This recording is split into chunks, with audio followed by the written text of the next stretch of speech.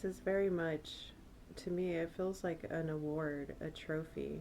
And your award is the ability to shapeshift through any circumstance.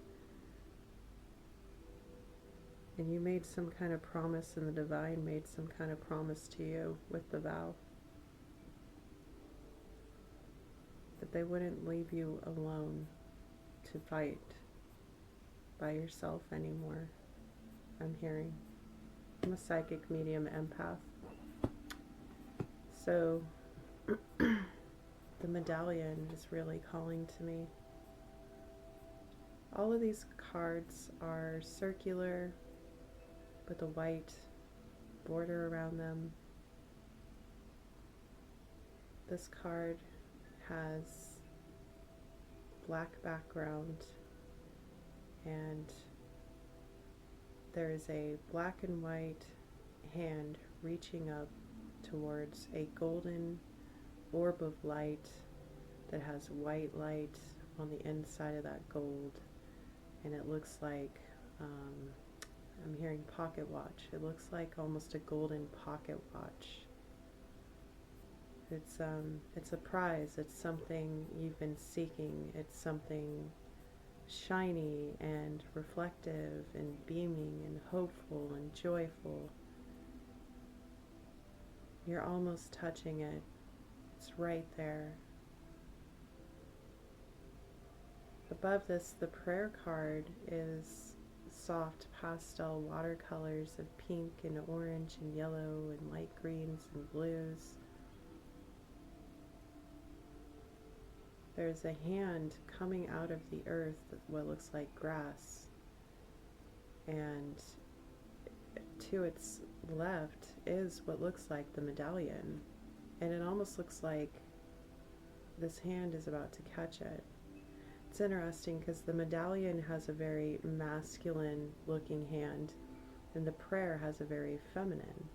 So it's like, as a lot of you know with tarot or divination or energy, it's about energy, not gender. So masculine is an active energy and feminine is a receptive energy.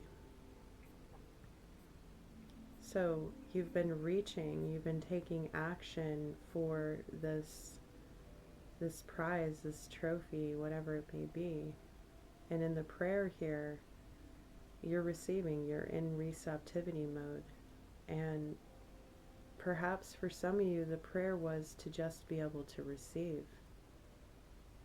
There's so much beauty and softness and gentleness and femininity in this card.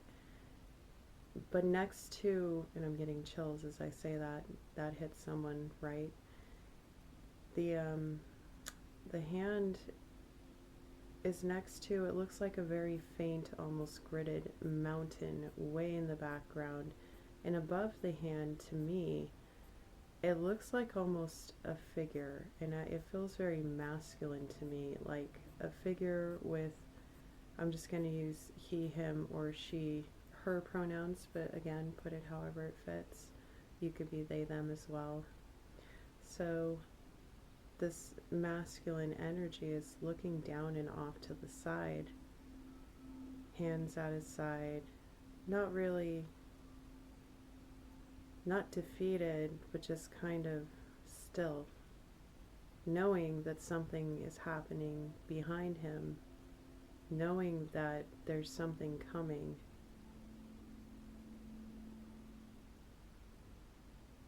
Ready to receive. It's almost like the action is the act of receiving. To surrender is the aim.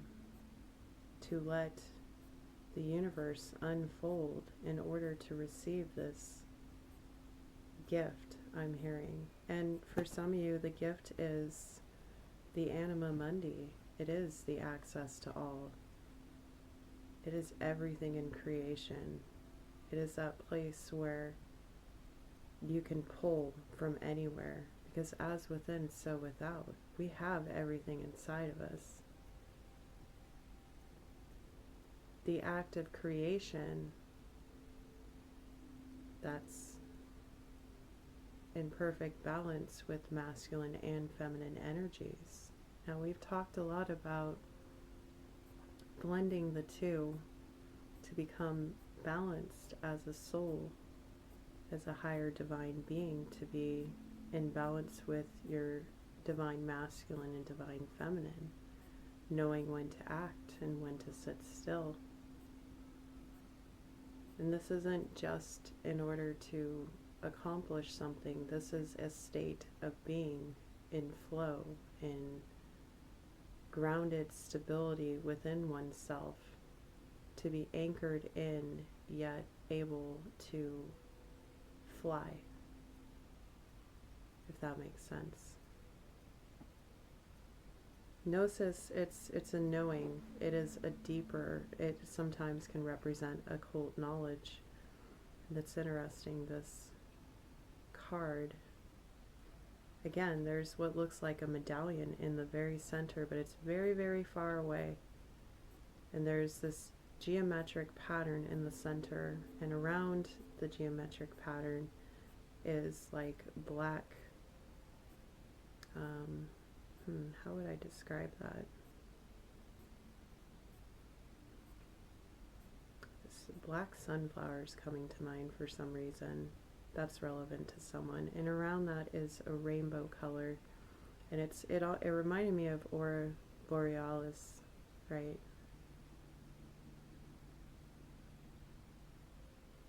Excuse me, Ouroboros, not Aurora Borealis. That's the Northern Lights. That could be relevant to someone. This is Ouroboros. It's the never-ending snake design, and there's almost like a hypnotizing black and white lines around the card. But at the very end, in the magenta-like colors, is a raven, or a crow, a corvid, a blackbird, shooting off, leading the way around the circle, around the knowledge. In this geometric pattern, some of you may want to look into sigils for meditation and bringing your intentions into fruition through the act of manifestation. There's a cross surrounding the, we'll just call it the medallion, the way these cards are linking. And then the cross then has a triangle, and then outside of the triangle is a diamond square.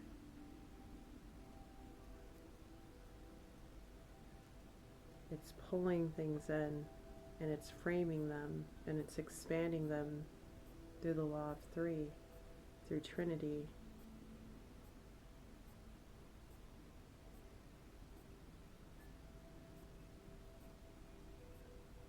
Some of you know how to bring this into form.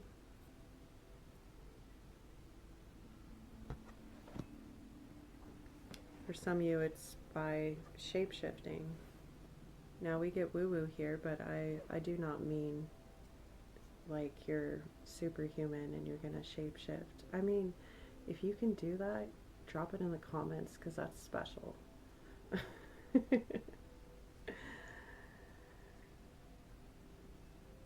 You can create that way. That's another way you can access your information.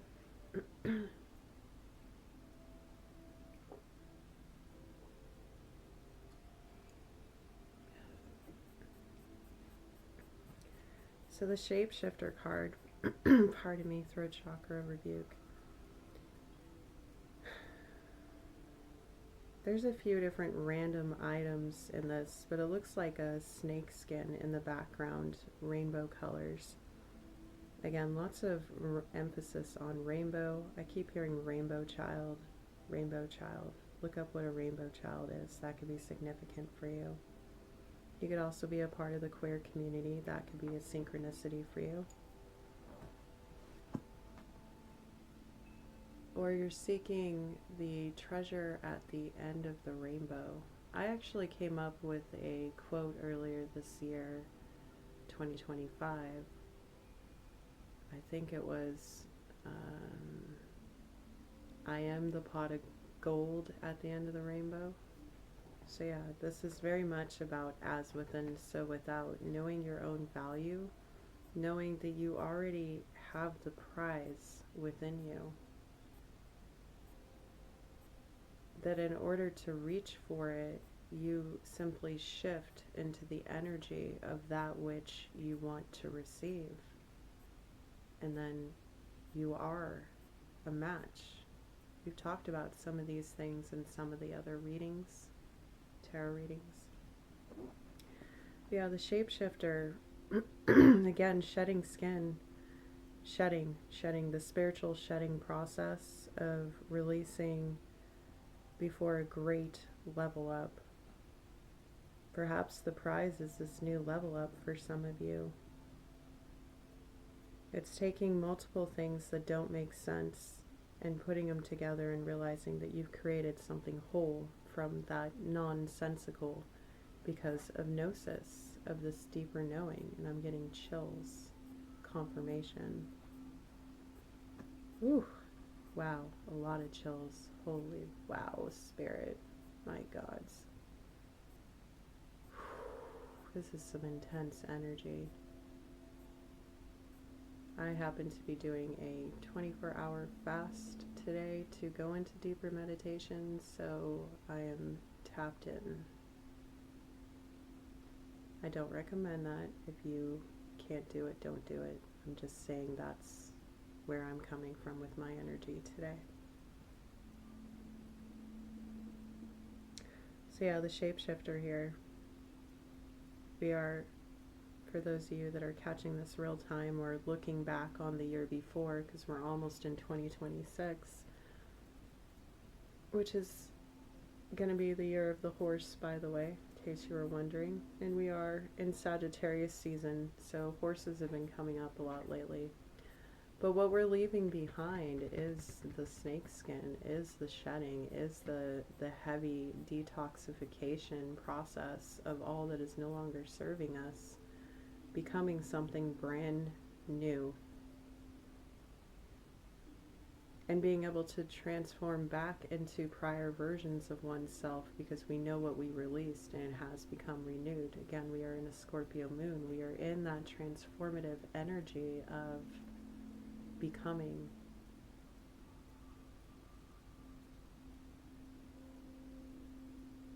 What part of your life did you leave behind this last year?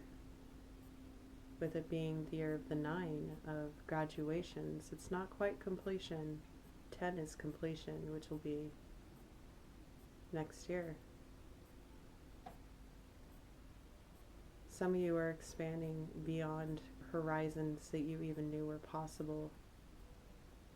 And it starts from within. When you expand your psyche, when you expand your consciousness, because Sagittarius is ruled by Jupiter, which is ruled by expansion, right? And again, it's expansion of whatever we are focusing on. That could be negative, positive, or neutral. So what have you left behind in order to expand into in the going year ahead?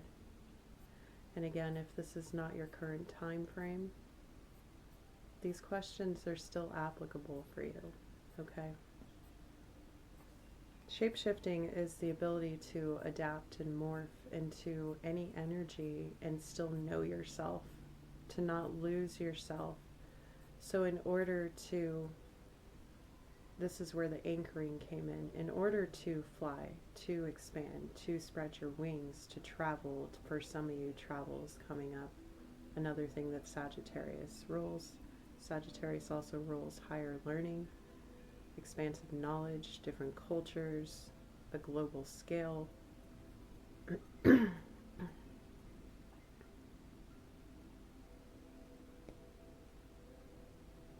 So, by anchoring into who you've become, because you know you can become it now, because you've left behind the past in this last year. And it doesn't have to be some huge, epic shedding process. For a lot of us, that are in the spiritual community, whatever spiritual community you are in, non-denominational channel here. It could be something as simple as one way you used to talk to yourself. I'm hearing for some of you. For some of you, this medallion, this gift, this prize is quieting the abusive self-critic. For some of you, it's golden voice. I'm hearing it's your golden voice. It's your ability to speak pure gold into the world now. Now, your voice is it's the magic wand, okay? Your tongue, it speaks, it moves, it creates, it takes something from the inside and brings it to the outside, as within, so without. So what you say puts an energy out into the universe. It also lets other individuals know what your intentions are. What we project outward is actually more of a representation of our subconscious coming to the surface. I think in my channeled messages notebook, which I posted a few days ago on the blog here on YouTube, I mentioned you can either be the poison of the world or you can be the medicine. And it starts with how we speak. If we are constantly speaking vile things and negative things, and this isn't about shaming anybody, this isn't about anyone being better than anybody. If you feel that way, it's perhaps because you want to be better, you want to speak more kindly, you want to see more beauty in the world, and in order to experience it, you have to do it for yourself first. So when you take the time to shed, to go through these old things, we're going to stick with this example of speaking. When you take the time to transmute your thoughts within yourself, you take time to notice how other people are speaking around you. And it makes you wonder, am I still a match to this environment? Am I still a match to this person, place, or thing? And you get to a point where you recognize the patterns, you become more mindful of the things you say to yourself, and then you notice a shift. As you shed these things, you notice a shift because you feel it within, and I'm getting chills all up and down my body again. This is powerful.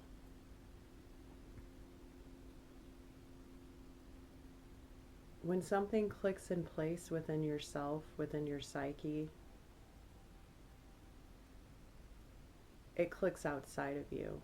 It's a law of the universe, again, as within, so without. So when you speak beautifully to yourself, and it doesn't have to be over-exaggerated techniques that the law of assumption uses, right? It doesn't have to be, you know, say you're,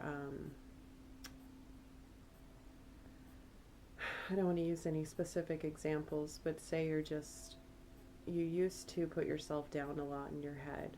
And by the way, our inner critic, that's what our parents or our guardians or our adult figures in our life how they used to speak to us when we were children is what becomes our inner critic later. So when you hear those thoughts that aren't so nice to yourself,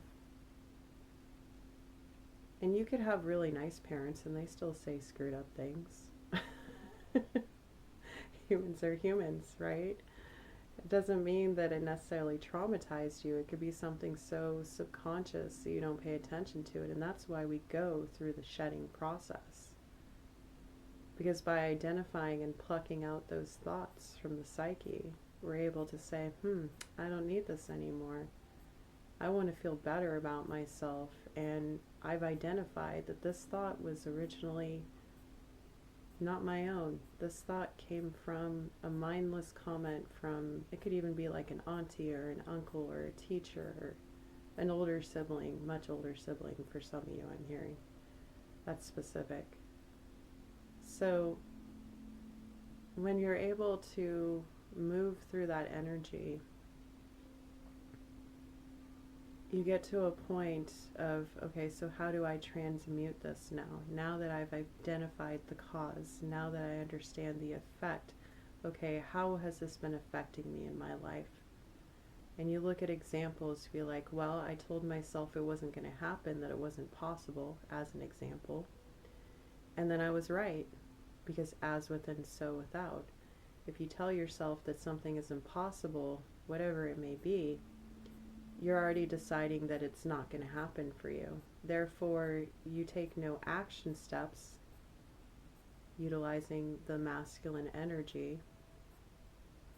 You don't use it. This is where people can get confused and think that by not acting, they're actually in feminine receptive mode. That's not actually true. That's neutral. Neutral doesn't get talked about a lot, but it does exist. Remember, folks, there's always a third door. There's always a third door. You are not limited. Remember that. And if you are fighting with that, maybe ask yourself why. Perhaps take my example and put it into an exercise for yourself. I feel like somebody really needed this, so I'm channeling this message for y'all.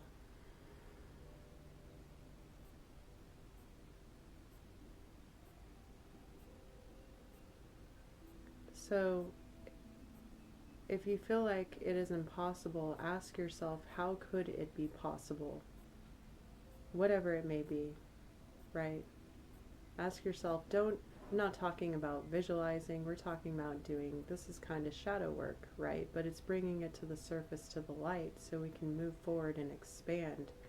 So this is in a lot of ways a cusp, a precipice for those of you that have already spent, and I'm getting chills again, more confirmation.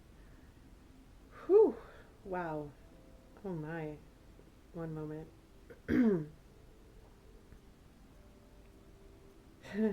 It's like getting tickled by the fairies. Okay. Someone's got playful energy. Alright, anyways, moving forward. Some of you have done this deep work because